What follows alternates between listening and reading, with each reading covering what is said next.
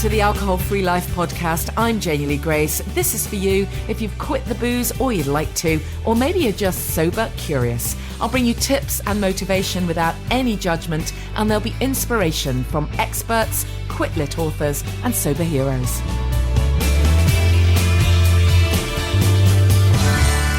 Hi, this is Janie Lee Grace, and welcome to a bonus episode of the podcast. I quite often get messages from people who say, "Oh, I really love listening to the podcast and I can't wait for Friday to come around." So this week, as a one-off, here's a little bonus episode. And the reason is really because I wanted to give you details of an event that I'm doing, and I've only just got the info in, so I wasn't able to share it with you next week. And also because we've got a new, another special guest added for our Self-Care for the Sober Curious event. And so I thought, well, it'd been really nice to kind of promote that for people who can come to that event in London. But I'm well aware that not everyone can. but for those who can, I thought it'd be nice to give it a mention. And in any case, just great to be able to interview our special guest. So I'll tell you who that is in just a sec. But first off, the event that I mentioned to you that I was going to be doing is Wednesday the 26th. This is the new event that's just been added in to the calendar, and it's Wednesday 26th of June. It's a private members club called the Arboretum, just off Charing Cross Road in London, and I'm really looking forward to seeing the venue. Apparently it's gorgeous with a flower wall and all, so I like the sound of that. And it's all arranged by a real inspirational guy called Chris, who runs what he calls Wonderment Wednesdays. This all comes under the banner of Wonderment. It's all about wellness. And so the Wonderment Wednesday in question is the 26th of June, and we're calling the event Sobriety Rocks. Who knew? Which is also the title of my TEDx talk, which is happening in July. So I might actually give the TEDx talk a little run through, see how it goes. Whoever gets to come will get to see that for the first time. So what we're doing is we're having a whole evening aimed again at anyone, absolutely anyone. You can be drinking, not drinking, sober curious. We're just going to talk really from a motivational point of view about some of the amazing benefits and some of the positive aspects of ditching the booze, but also, being very realistic.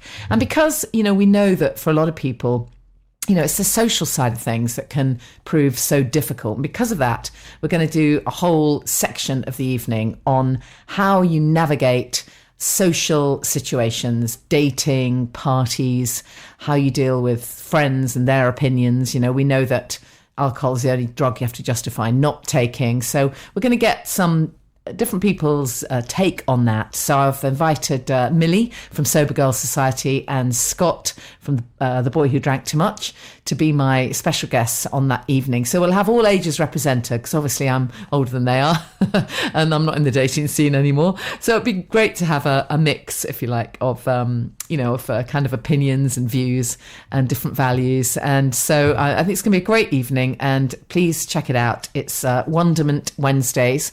And you can find the Eventbrite link if you look on my Facebook at Janie Lee Grace, or if you go to _Wonderment on Instagram, you can find it there. It'd be great to see you. There is a ticket price for this one. I think it's £15 to £20. I'm not sure, because it's cheaper if you're a member. And it would just be great to see some of you there. So I just wanted to give you details of that. And then obviously much sooner, in a very short space of time, will be on Monday 17th of June. And that's the next Self-Care for the Sober Curious. And the hugely exciting news is that now, along with Joe DeRosa from Quantum Sobriety, who is all about meditation and yoga and mindfulness, we've now added another special guest, and that's Neil Greenwood from Morning Gloryville. So the theme, if you like, fits together brilliantly. We're going to take a very realistic look at how we introduce this stuff into our lives. So I got the opportunity to interview Neil. So I thought, why wait? I'll just shove you a bonus episode and let you hear this interview now. Some of you may already be aware of Morning Gloryville, because they're a massive global brand. They pop up at festivals. They host their own events. It's a dance party basically. It's a sober rave, and it's such fun. I mean, I think I went to my first Morning Gloryville when I was. I was 100 days. I was 100 days sober. I was so pleased with myself that it happened to fall on the same day. And there I am at like 7:00 in the morning in this nightclub in London. I dragged a friend along who doesn't particularly care about any of this sober stuff, but she still loved it. And we did, yoga, and we had our faces painted, and we were rocking the dance floor, and we had some amazing raw cacao chocolate. And it was just fun is what it was. And I think, I had lost track of having fun. And so it really does put the fun back into your life. It's a real vibe. So anyway, I thought, why not let Neil, who now is kind of main man of Morning Gloryville, tell you all about their amazing work. He's got some fascinating stuff to talk about. He's the first guest I've had really in this kind of capacity, where we haven't really done a lot on the podcast where we look at spirituality, but it's without doubt it's something that people very often start to look at once they ditch the booze. They suddenly find that they do have a little bit of time to think about looking within, and to think about mindfulness and meditation and yoga and all of this stuff, which, quite frankly, while you're boozing, it can all just feel a bit hippy dippy and you can't be asked. But once the scales come off and you start to realize, okay, there were reasons why I was drinking. There were reasons why I was numbing everything out. And maybe I do actually need to get back in touch with what's really going on. And, one of the best ways of doing that is to actually move your body and, just get involved in some high energy stuff, high vibrational stuff. And that's something Neil talks about a lot. So without further ado, enjoy your bonus podcast interview with Neil Greenwood. So my guest is Neil Greenwood from Morning Gloryville. Going to tell us all about Morning Gloryville. It's so exciting the way that is evolving. Neil, thank you so much for being our guest. Let's find out a little bit more about you from anyone who doesn't know your story. Perfect. Been Morning Gloryville for about 4 or 5 years now. I actually used to be like a recruiter. I worked 12 years and like 10-hour days, always on the phone, always stuck in office or out getting like drinking and dancing, like very, very typical sort of commercial thing. And then it just all changed. Like that kind of like broke me down. And I was like, this is just, I'm in a box all day long. I need some more sort of like light. I need some more creativity in my life. I moved to Australia and that really slowed me down. And I just like kind of like really connected with like the world and being outdoors. And I had a lot more time in my life. I realized that like making money wasn't important. It wasn't really driving me. And I found dance classes. I found 5 rhythms. Oh, great. Yeah, exactly. So, and then you just started dancing. And some friends took me to Morning Gloryville. I walk in and they're like, people just hug you when you walk in. Yeah. And then on that very first day, they were like, you can be a hugging angel. And I became a hugging angel. And then the next 4 years, I developed into now the magical maestro of the whole thing. For anyone who's never heard about Morning Gloryville, just explain exactly what it is. Yeah, so Morning Gloryville is we're the raveolution. So first and foremost, it's like we've got like 3 main sort of like DJs. It's like you're on the dance floor and you are just going mental. The music's really uplifting, but it's really powerful as well. But there is elements of light as well. So like every now and again you'll hear some like James Brown will come on and be like really funky and soulful, and like literally you're just smiling on the dance floor. So it's a sober event. There's like it's completely sober, but we really work on like having motivational dance dancers there. We sculpt like different performances. So there's acro yoga, there's like drum masters running around. So we really make sure that you are entertained and like the energy is just kept high so that when you walk in, you're lifted immediately. You get a hug. We really sort of like wake you into the day. You're taken into our little sort of like food court where we've got like high vibrational plant-based medicine.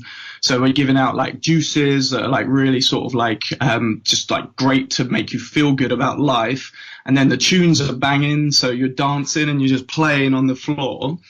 But we are really into sort of like wellness and enlightenment and the self journey of sort of like becoming your full self. So we also have workshops running there. We have full on yoga sort of like teachers, like hour-long classes to help you sort of like really sort of deeply connect with your inner self. It's I call it an enlightenment chamber. Yeah, so I love it.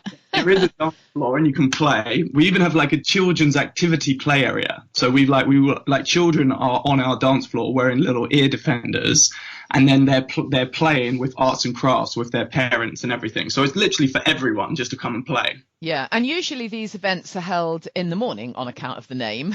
So, but you also do other things. You know, you've got yoga classes separately and after-show parties and a bunch of other stuff as well, haven't you? Yeah, so that's a newer branch. I actually took over leading the global operation at the beginning of the year. So before then, we were a little bit more like, look, we're a rave. We go to festivals. We put on gigs. We do performances for corporates. But now we've run our first all day long festival, which was more workshop focused. And Gloryville loves yoga, so every week we run a yoga class for about like 14 to 20 people. And we actually, one of the really newest developments is we're really into channeling energy and Reiki.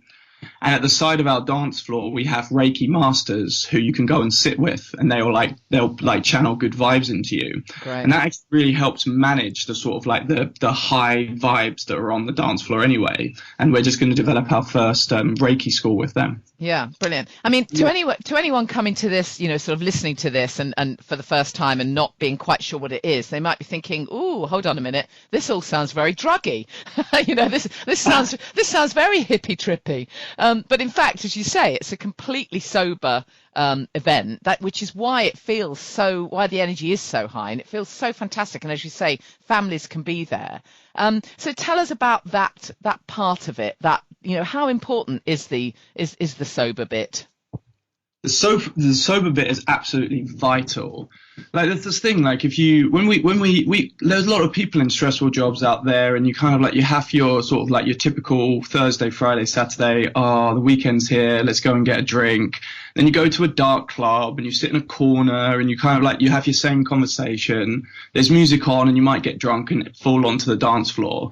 But you wake up the next day and you're like, you feel terrible and you don't want to leave the house. Like, this is just, everyone's in a pattern of just like not really sort of like doing the best for themselves. Mm.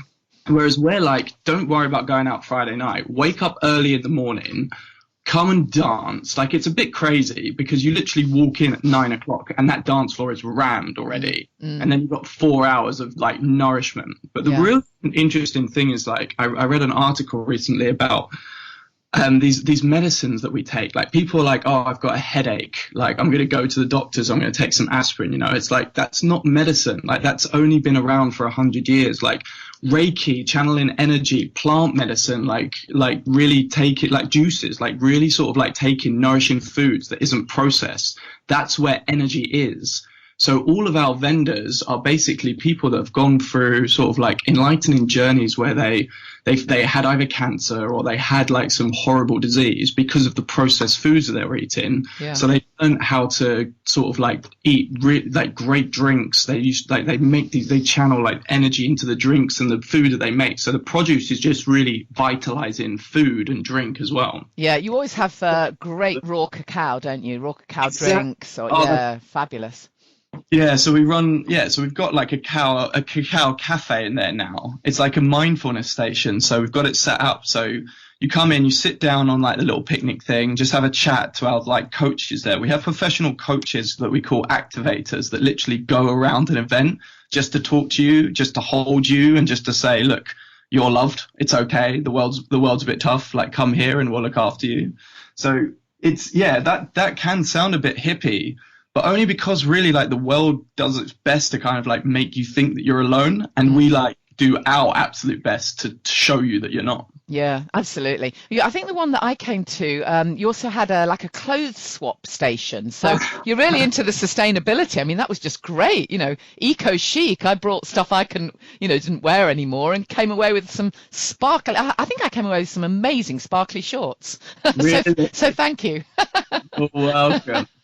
Yeah, no, I mean, a lot of our people, like we have these like no plastic fairies that come along that get people to sign petitions that we can eradicate plastic. Like, we're really here to like help to save the world. Like, we were the full 2 weeks that Extinction Rebellion we were on the front lines, like organizing dances, like talking to the government, like really trying to share our beliefs. Like, we are about sustainability. Like, that's another reason why we're all into eating plants and raw food, because it's like we're not just vegan because it like saved the world. We want goodness to be spread throughout.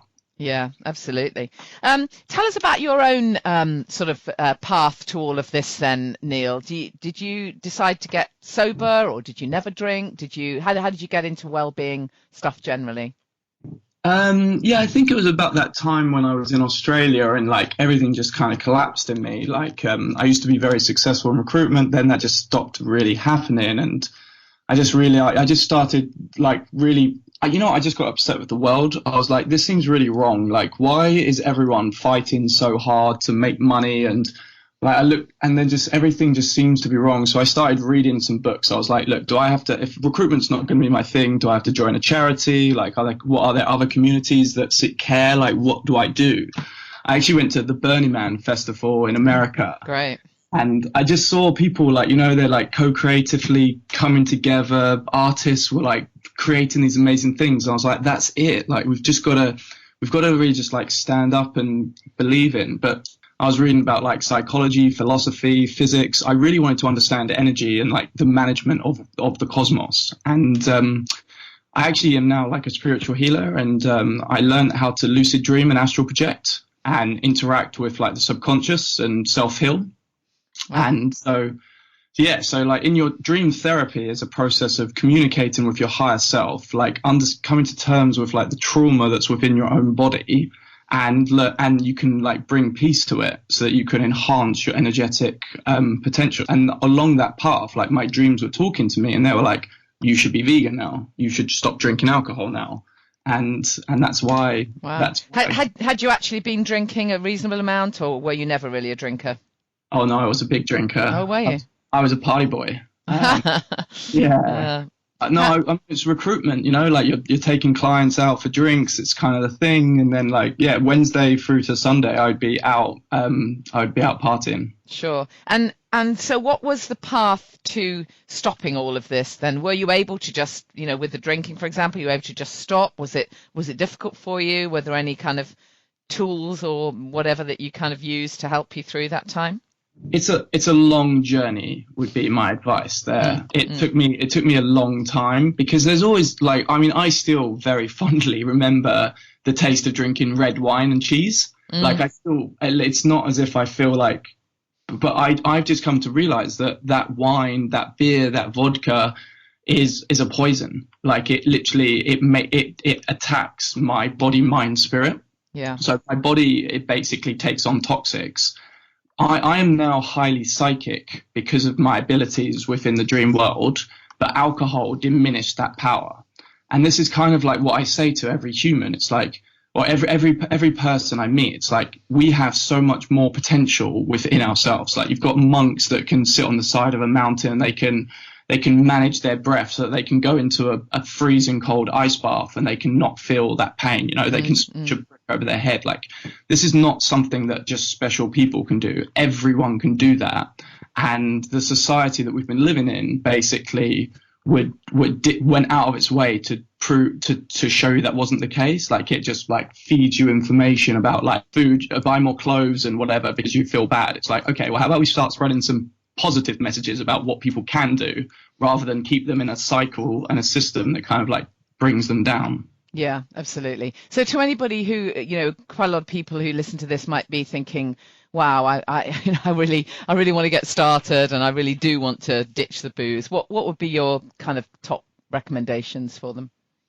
I mean, so the path is really about people coming to learn their own self, like their own creative and their own sort of like the things that bring them joy. This is the thing that I really found. It's like when you're doing something and you start laughing, or when you're with someone and you're ecstatic, like that's what you need to focus on. Because also taking alcohol is kind of like a way to kind of suppress the fact that you're not really fully operating at your full potential. So I happen to be a very active person, so I love being outside. I love going for runs. I love climbing mountains. I love reading books, And I would say to everyone, like, when you like go and find something, like it might be dancing. If it's dancing, then you need to find an ecstatic dance group immediately. You need to go and find 5 Rhythms, and obviously you need to come to Morning Gloryville.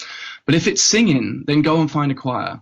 If it's music and like become your own DJ or learn an instrument, like it's when you start doing practices that just make your soul sing as such, you'll start feeling a euphoria that you think that you get from alcohol because it's just the way that you've done it before, but it's not really it. So true. That's so kind true. of the path I would suggest. It's so true. I remember thinking, I think I read of this phrase somewhere, I don't know who said it, but alcohol steals your joy. It really does. When you're really in that stage of, you're drinking too much and you just can't get out of that spiral, it's really hard to find the joy in anything. It's really hard to find the energy, but and yet the amount of energy we put into drinking is incredible, actually. Buying it, thinking about it, how we're going to get home, it goes on and on. But actually it steals your joy. So you're so right. Actually focus on what it is that kind of makes your heart sing, I guess. Totally. Yeah, and like the thing is, like everyone needs to be aware that this is a long and tough process. So it's like it's not as if you just switch and then you're good. It's like it takes time. I mean, for me myself, like I was a party boy. All my friends love to party, and then suddenly I'm having these dreams and I'm telling people I want to be vegan. So I start telling my friends about it, and they weren't ready for that. So they start attacking me. It's very much like the Matrix. You wake up as Neo, and you're like, okay, well, there's another way to live life. And then everyone you talk to about sort of like being a vegan or dancing to save the world is like becomes an agent, and they take you down. So you got to be very careful with like who your friends are. Like just because you've been friends with someone for 15 years. Yeah. If when you spend time with them, if you're just doing the same thing, you're drinking, you're talking about what's wrong in the world or whatever, then you're not really getting that joy. Like be prepared to make tough choices, meet new people, and just surround yourself with people and environments that make you happy. Like, and then every time you're with someone who doesn't really make you happy, like kind of like just start to minimize that in your life, because it's like, what's the point of living this life if you're not going to be with people that lift you up? Yeah, absolutely. It's a big thing for people, isn't it? How they're going to handle their friendships and how they're going to handle social situations. And of course, for so many people, when they first decide to ditch the booze, that the initial thought is, oh, well, sober is an anagram of bores. I'll never be able to go out again. I'll never be able to have fun, and often that is just simply a case of choose a different way, find a different set of friends, get connected, in a different way. And I guess that's where Morning Gloryville comes in, which is, because you're helping people find their tribe, I suppose. Absolutely. But remember, like 5 Rhythms, which is an ecstatic dance class, is on there 2 hours dancing. Like there's one of these every single night in London. Yeah. And I've started my own ecstatic dance, which is a little bit separate as well. But like these things are popping up everywhere. Like if you go onto Eventbrite, there's a cacao ceremony here, there's a men's circle there's a woman moon ritual here and there. It's like these things look a little bit like witchy, a little bit like they're a little bit different, whatever. But it's like just give something a try, because most of the time you go to these, they're like ceremonies where the first thing you're going to get is like someone that hugs you and just says, hey, like you're feeling it's tough, we're feeling it's tough, we're just trying to come together to like try and figure out how we can do things better. Like it's as if people just think like, oh, there's some hippie happy fairies over there, and they just think the world's just sparkling with sunshine. I mean, it is actually, but at the same time, it's like I would call us like spiritual warriors, rainbow warriors, who are literally going out of our way to sort of like bring that sunshine, as well as like just accepting that like within pain and suffering, within the darkness, like there's a lot of greatness as well. Yeah, absolutely. So obviously people will be listening to this at different times, but for anyone who does listen to it kind of straight away, let's just flag up what we've got going on. So I'm really pleased that you're going to be part of our Self-Care for the Sober Curious event. That's on Monday the 17th. So at Monday 17th, yeah. I'm getting confused myself, at the Jago in London. So that's going to be brilliant to see you there. And then the next main Morning Gloryville is July 29th. Is that right? June 29th. Oh, sorry, I meant June, yeah. June. I don't know where my dates are. So just tell us what's going to be happening at that one. Yeah, so June 29th, it's a Saturday morning from 9 a.m. till 2 p.m. And we're at our home venue, which is the Steel Yard, just south of Bank, so just near to Cannon Street. So it's a proper nightclub. You've got like a huge dance floor. You've got the most amazing DJ set up. And our DJs are like Ant Lothar and Josh Roberts, who's got like a drum set. And we're just going to be dancing. Like we've got some drum performances coming on.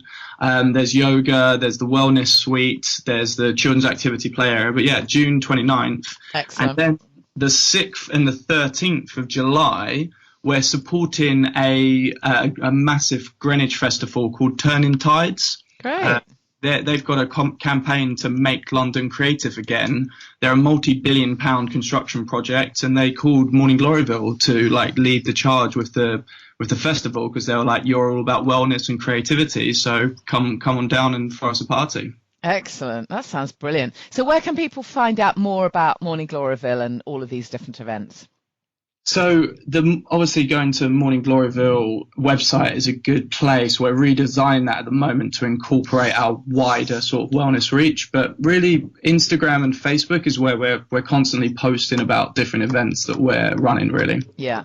Well, Neil, it's fantastic to talk to you, and just well done in all this amazing work that you're doing. It's so inspiring, and really looking forward to coming to the next event and seeing you at our event, Self-Care for the Sober Curious.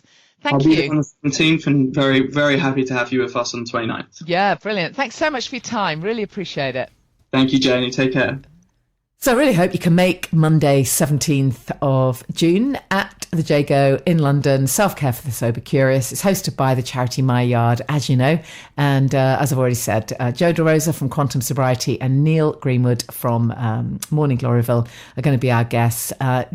If you are thinking about coming, but you're a bit nervous, please don't be nervous. Just let us know. Drop us a text, drop us an email, a message. Say, okay, I'm coming on my own, and we'll absolutely make sure that there's someone to welcome you. But it is very low key, very informal, very friendly. And we've got vegan nibbles. We've got a few taster treatments happening actually before the main event. So if you are able to come early, about 6:00, you might want to come and experience a bit of Reiki and or sound healing. I think we've got some kind of one-to-one yoga, which is great for back pain, apparently. The charity have sorted all this out. So if you're able to come early, that'd be great. And the main event starts about 7. You do need to reserve your tickets. And you can go to Eventbrite and type in My Yard, or you can type Self-Care for the Sober Curious, or you can just check out the show notes on this bonus episode. At Janie Lee Grace is where you can find me on social. The email address is janie@janieleegrace.com. Don't forget, if you want to send me your email, we'll add you to the list so you get our little PDFs and various updates as to what we're doing. But we promise we won't bombard you with emails, because nobody wants that, right? Have a fantastic few days, and the next podcast will be scheduled as usual on Friday. See you then. Thank you for listening to the Alcohol Free Life podcast with Janie Lee Grace. Please subscribe to us on iTunes, rate us, share on social media, and tune in again.